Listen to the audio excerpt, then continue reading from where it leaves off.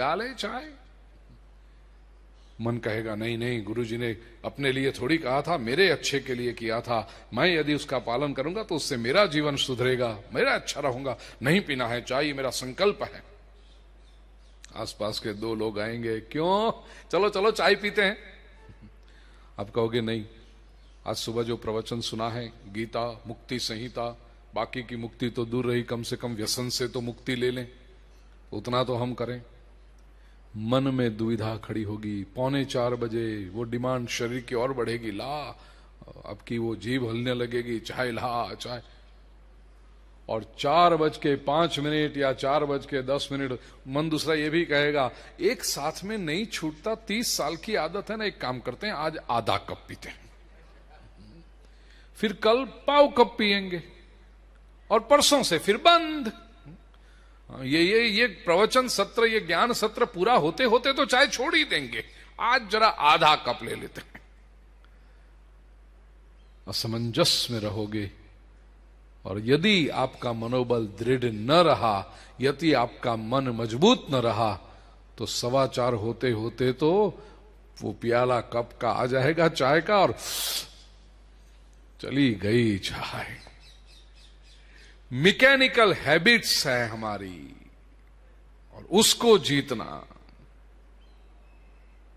दूसरी बात याद रखो, ये ताकत इंद्रियों को हमने ही दी है, और जब हमने ये ताकत दी है तो हम वो वापस भी ले सकते हैं। लीगल टर्मिनोलॉजी में क्या कहते हैं उसको, कोई अधिकार देते हैं ना। समझो आप 6 महीने के लिए बाहर गांव जा रहे हैं, प्रदेश जा रहे हैं, तो आपका बिजनेस है या आपकी प्रॉपर्टी है, उसमें कुछ करने के लिए साइन करके, भी मेरे बदले में ये साइन करेगा तो चलेगा, पावर ऑफ अटॉर्नी ऐसा देते हैं कि मेरे बदले में ये करेगा तो चलेगा। ये इंद्रियों को पावर ऑफ अटॉर्नी आपने दे करके उसको शक्ति, पावर दिया है। अब पावर ऑफ अटॉर्नी दिया है तो पावर ऑफ अटॉर्नी उसको कैंसल, इसको रिवोक भी कर सकते हैं ना, ये कोई इरिवोकेबल थोड़ी है। इंद्रिय से कहो कि अभी तक मुझे पता नहीं था इसलिए तुझे ये शक्ति दे रखी थी, लेकिन अब मैं जागृत हो गया हूं, अब मैं सावधान हो गया हूं, अब ये पावर ऑफ अटॉर्नी मैं रिवोक करता हूं, मेरे निर्णय अब मैं लूंगा, मेरे निर्णय मेरी इंद्रियां नहीं लेगी। मेरे जीवन में अच्छा क्या है वो मैं तय करूंगा। मेरी एक एक इंद्रिय, आंख कहे मुझे ये देखना है, कान कहे मुझे ये सुनना है, जीभ कहे मुझे ये चाटना है, हाथ कहे मुझे ये स्पर्श करने जाना है, नाक कहे मुझे ये सूंघना है। मैं कोई थोड़ी अलग अलग अलग घोड़ों पे जाऊंगा। अपने जीवन का मालिक मैं बनना चाहता हूं, ये निश्चय करें। दूसरी एक बात, इंद्रिय की शक्ति क्यों बढ़ती है? इंद्रिय ऐसा भ्रम निर्माण करती है कि जो आप मुझे दोगे वो आत्मा को मिल रहा है। ये भ्रम इंद्रिय निर्माण। देखिए हमारी इंद्रियां हमें कैसे छलती हैं। How do our sense organs cheat us. आंख ये भ्रम करती है कि मुझे अच्छे अच्छे दृश्य बताओ, अरे आत्मा को मजा आ जाएगा, जबकि आत्मा को ऐसे दृश्य की आवश्यकता ही नहीं। कान आपको बताते हैं, ऐसा भ्रम निर्माण करते हैं, आपका छल करते हैं कान कि मुझे अच्छा अच्छा सुनाओ, मजा आ जाएगा आत्मा को, जबकि आत्मा को कुछ जरूरत ही नहीं। ये लूलीबाई ऐसा भ्रम निर्माण करती है, अच्छी अच्छी चीजें लाकर दो, मजा आ जाएगा। ये मजा कहां आता है? ये मजा कौन करता है? ये मजा की जरूरत किसको है? तो इंद्रिय ऐसा भ्रम निर्माण करती है। जैसे कभी कभी कुछ ऑफिस में होता है ना, चपरासी बाहर बैठा है और वो चपरासी घूस खुद ले रहा है, भ्रष्टाचार, लेकिन वो ऐसा भ्रम निर्माण करता है कि आप मुझे दोगे तो अंदर साहब को मैं दूंगा, मुझे घूस दे दो, साहब तक पहुंचा दूंगा, तुम्हारा काम कर दूंगा। जबकि साहब बिल्कुल भ्रष्ट है ही नहीं। साहब तो इतना नीतिमान है, इतना स्पष्ट है, इतना प्रामाणिक है, लेकिन वो चपरासी घूस ले रहा है। तो फिर प्रश्न होगा कि इंद्रिय ऐसा भ्रम निर्माण कर कैसे सकती, और इंद्रिय का ऐसा भ्रम चलता क्यों है, किस बलबूते पर चलता है? इंद्रिय का ऐसा भ्रम चलता है केवल एक ही कारण वेदांत कहता है, आत्मा और बुद्धि में सामंजस्य नहीं है, आत्मा और बुद्धि में संपर्क नहीं है, इसलिए ये मन रूपी चपरासी घुस जाता है। मैंने एक प्रसंग सुना था, कलेक्टर साहब थे, एक बहुत बड़े, बहुत प्रामाणिक, और उनकी पत्नी के साथ में रहते थे वो। गवर्नमेंट ने, सरकार ने दिया हुआ अच्छा बंगला, और पुराने समय की बात, बिल्कुल प्रामाणिक व्यक्ति ये कलेक्टर साहब, कामकाज में इतने व्यस्त रहते थे और बड़े निष्ठावंत थे कि ये जो ड्यूटी मुझे मिली है अच्छी से अच्छी तरह से मुझे करनी है, पूरे डिस्ट्रिक्ट का विकास करना है। बड़े व्यस्त रहते थे काम में। एक बार ऐसा हुआ कि, और जवान पति पत्नी दोनों, पति पत्नी में कुछ बोलना हुआ किसी बात को लेकर के। बहुत बिजी रहते हो आप, घर के लिए तो समय ही नहीं हो, कहीं जाना हो, कहीं रिश्तेदारों में जाना हो तो हमेशा कहते हो काम है, इधर जाना है, उधर जाना है, बस मैंने तो आपसे ब्याह किया है कि काम से ब्याह किया है। ऐसी बात में कुछ पति पत्नी में, जैसे सब में होती है, तो इनपे भी हो गई, और दोनों पढ़े लिखे, तो अहंकार भी था, एक दूसरे से बोलना बंद कर दिया। सामान्य लोग होते हैं ना, इसमें एक शांति होती है। पति पत्नी में बोलना तो सब जगह होता है, समाज के सभी स्तरों में, लेकिन सामान्य है वो जरा चिल्ला चिल्ली करके, दो चार गालियों का आदान प्रदान करके बात वहां पर पूरी हो जाती है। लेकिन ये जो बहुत पढ़े लिखे होते हैं ना, वो एकदम डिसेंट लोग रहते हैं, तो जब उनको गुस्सा आ जाए तो बोलते नहीं कुछ, और बोलते नहीं इसलिए दबा के इतना रखते हैं, फिर बस बोलना बंद। पति ने पत्नी से बोलना बंद कर दिया, तुझे पता नहीं तो किसके सामने बोले, कलेक्टर की पत्नी है तू, और तुम मुझे, मैं अपनी ड्यूटी कर रहा हूं। और पत्नी ने कहा कलेक्टर है तो आपकी ड्यूटी के घर में तो मेरे पति हो ना, हमेशा कलेक्टर बने रहते हो, घर में भी कलेक्टर। तो ये दोनों में ऐसी ठन गई और एक दूसरे से बोलना बंद कर दिया दोनों में। 4-5 दिन हुए होंगे, बोलना बंद था। उस स्थिति का गैर फायदा लेकर के एक आदमी, वो जानता था कि ये कलेक्टर साहब बड़े प्रामाणिक हैं, लेकिन आया और ऐसा तैयार होके आया, आकर के बंगले के गेट पर जो सिक्योरिटी वाला खड़ा था उसे कहा दरवाजा खोलो। वो कहते कलेक्टर साहब का बंगला है, ऐसे कोई भी एरा गहरा नत्थु खैरा आ जाए सबके लिए दरवाजा नहीं खुलता। अरे मैं एरा गहरा नत्थु खैरा नहीं हूं, जाओ साहब से कहो मामा आए हैं। अब इतने आत्मविश्वास से उस व्यक्ति ने कहा मामा आए हैं, तो चपरासी ने जाकर के भीतर साहब से कहा साहब दरवाजे पर कोई बुजुर्ग आए हैं और कहते हैं घर में आना चाहते हैं, वो मामा आए हैं। कलेक्टर ने सोचा मेरा तो कोई मामा है नहीं, पत्नी का मामा होगा। साहब ने कहा ठीक है, गेस्ट रूम में व्यवस्था कर दो उनकी, क्योंकि पत्नी कुछ काम से बाहर गई थी। गेस्ट रूम में व्यवस्था कर दो और उनके लिए चाय पानी सब भेज देना। एक बार साहब ने कह दिया कि गेस्ट रूम में व्यवस्था कर दो चाय पानी, तो चाय पानी के बाद तो खाना पीना सब चालू हो गया। कलेक्टर साहब ने तो इतना कह दिया और सोचा कि पत्नी आएगी, देख लेगी मामा आया है तो जो भी करना है वो करेगी उसके से। कलेक्टर तो अपने काम में व्यस्त हो गए, तो भूल भी गए कि आया है। एक हुए दिन, 2 दिन हुए, सब चाय पानी जा रही उधर, और मामा कह रहा है जाओ चाय पानी ले आओ। और अब तो एक बार जब अंदर आ गया तो घर के नौकर भी सब मामा है मामा। तीसरे दिन पत्नी को पता चला, रसोई जा रही थी, कहां ले जा रहे हो? कहते मामा जी आए हैं ना, तो उनके कमरे में भोजन साहब ने बोला है। अच्छा, पत्नी ने सोचा मामा कौन होगा इसका मामा, मेरा तो कोई मामा है नहीं। पत्नी ने सोचा, और जब उन्होंने मुझे बताया नहीं, 3 दिन हो गए वो आके घर में ठहरा है मामा, तो मुझे क्या पड़ी है, इतने लोग खाना खाते, एक ज्यादा खाना खाएगा, मुझे क्या फिक्र है। पत्नी ने कहा कि मेरा नाम गृहिणी के रूप में, हाउसवाइफ के रूप में मेरा नाम खराब ना हो।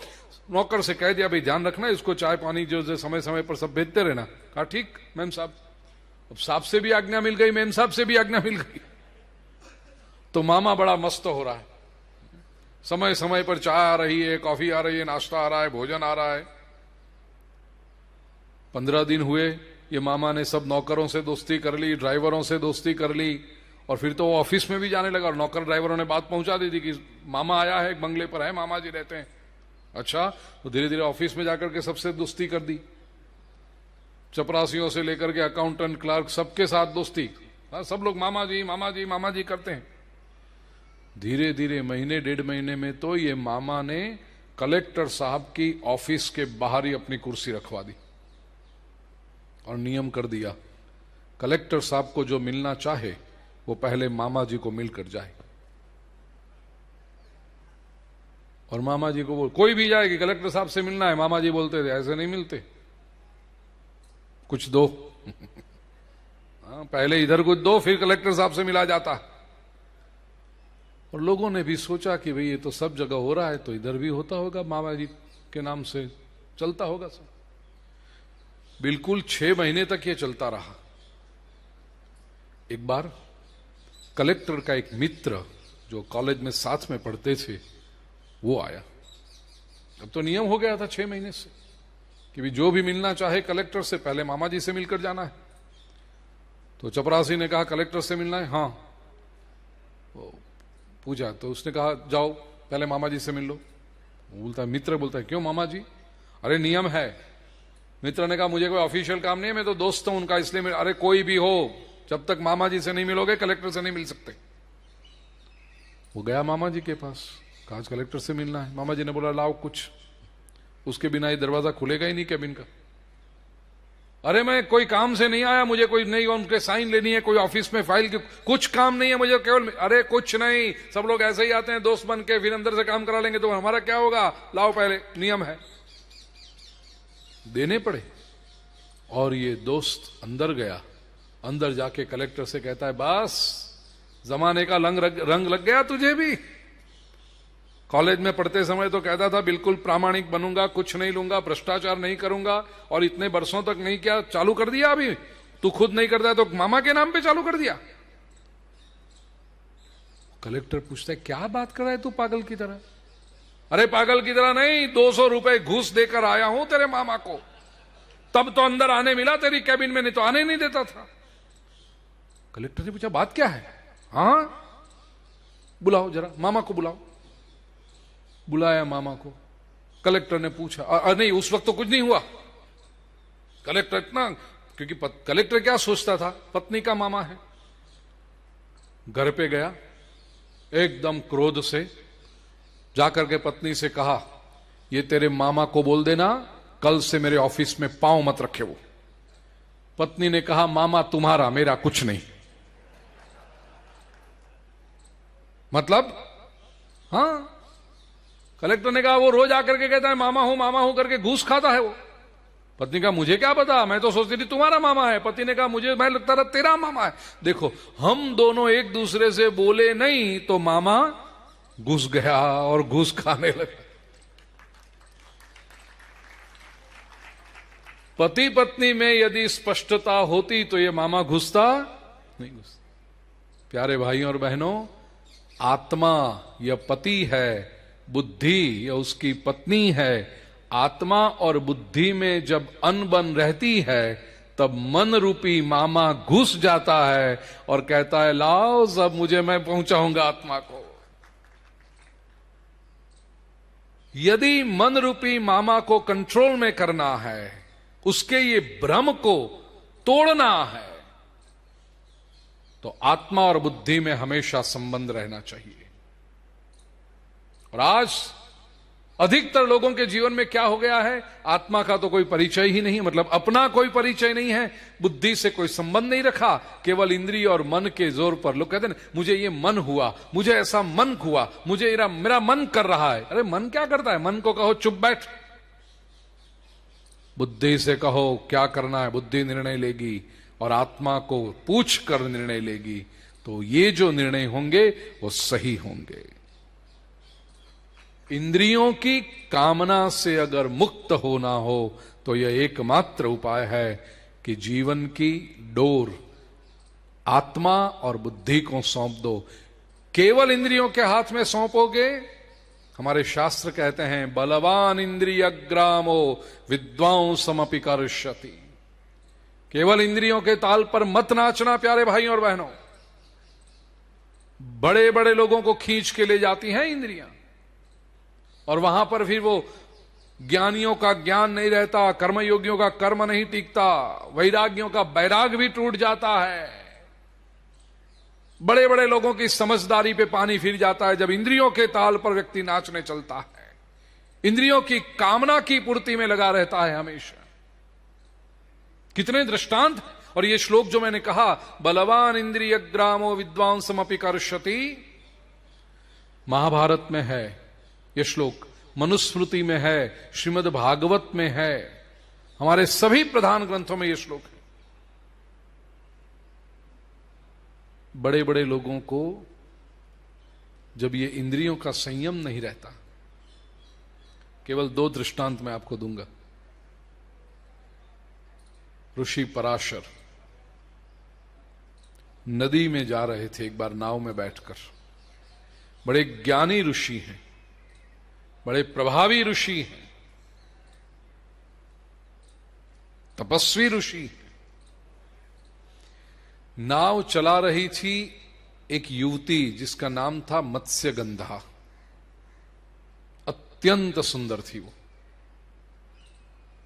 लेकिन नाव मत्स्यगंधा इसलिए पड़ा था कि उसके शरीर में से मछली की बास आते रहती थी, इसलिए इसका नाम पड़ा था मत्स्यगंधा। थी अत्यंत सुंदर। वाह।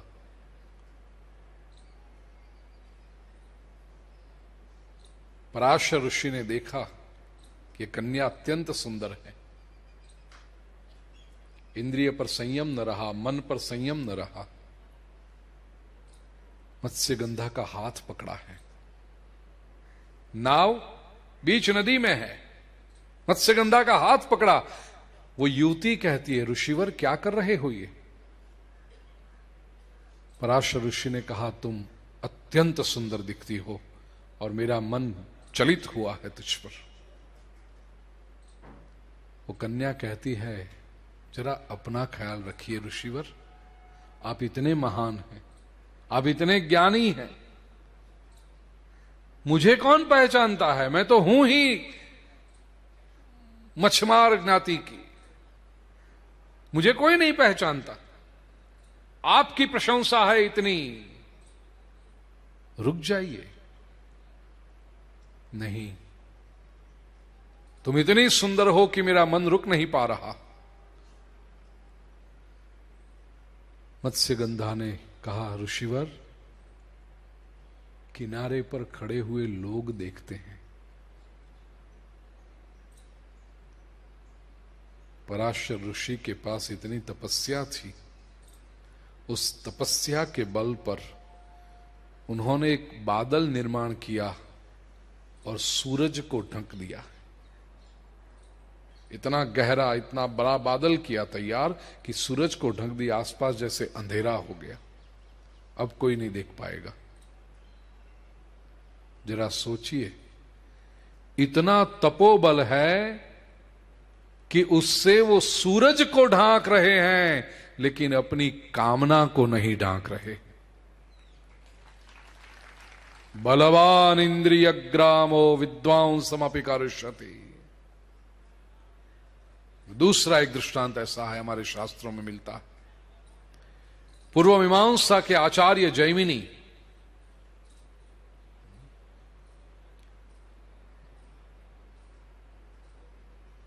कथा ऐसी है कि व्यास महर्षि जब श्रीमद् भागवत ग्रंथ लिख रहे थे, उसमें इन्होंने ये श्लोक लिखा 9वें स्कंद में, ययाति चरित्र में, बलवान इंद्रिय ग्रामो विद्वांसमपि कर्षति। भागवत में ये श्लोक है। और जैमिनी जैसे आचार्य हो तो उर्दू में जिसे कहते हैं इस्लाह करना, ऐसे वे जाते थे कि भाई ये देखो आज नया इतना प्रकरण लिखा है, इतना है, कोई उसमें सूचन हो आपका। ये श्लोक जब आया तो जैमिनी जी ने कहा कि नहीं व्यास जी, आपने ठीक नहीं लिखा। व्यास जी कहते क्यों? नहीं, आपने ये जो लिखा ना कि बलवान इंद्रिय ग्रामो विद्वांसमपि कर्षति, इंद्रिय ग्राम इंद्रिय बड़ी बलवान है, विद्वानों को भी खींच के जाती है। आप ऐसा लिखिए विद्वांसम नापकर्षति, इंद्रिय बलवान है लेकिन विद्वान उससे बच जाते हैं, विद्वानों को वो असर नहीं करती। व्यास महर्षि करते नहीं जैमिनी जी, मैंने जो लिखा है वो सही है।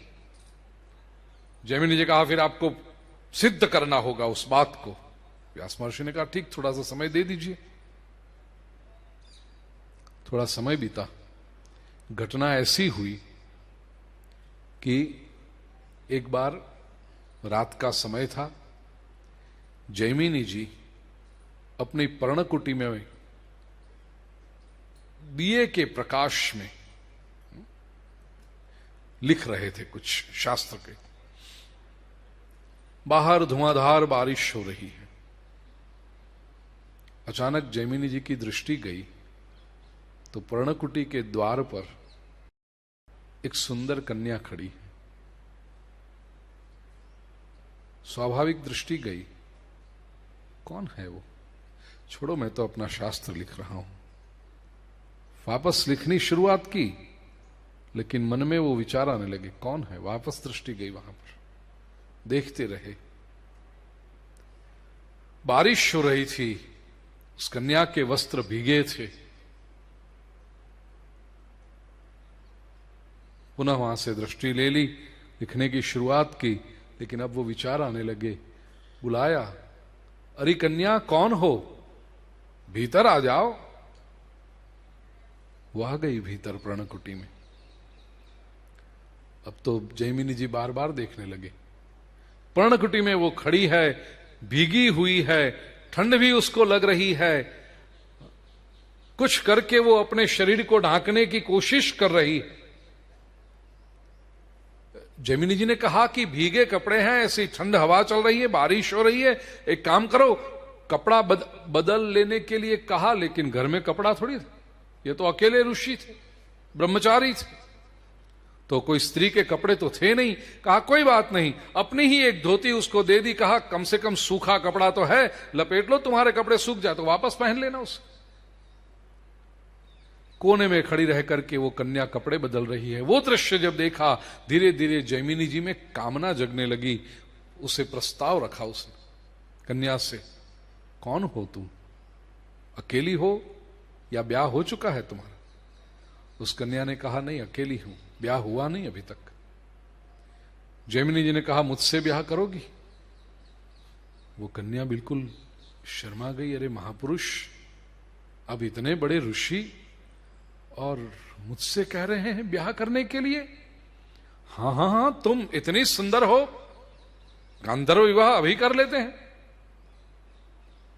उस कन्या ने कहा ऋषिवर, ये तो मेरा सौभाग्य होगा कि आप जैसा पति मुझे मिले, लेकिन मुझे संकोच हो रहा है।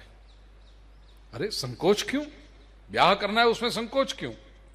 इतनी सुंदर हो तुम।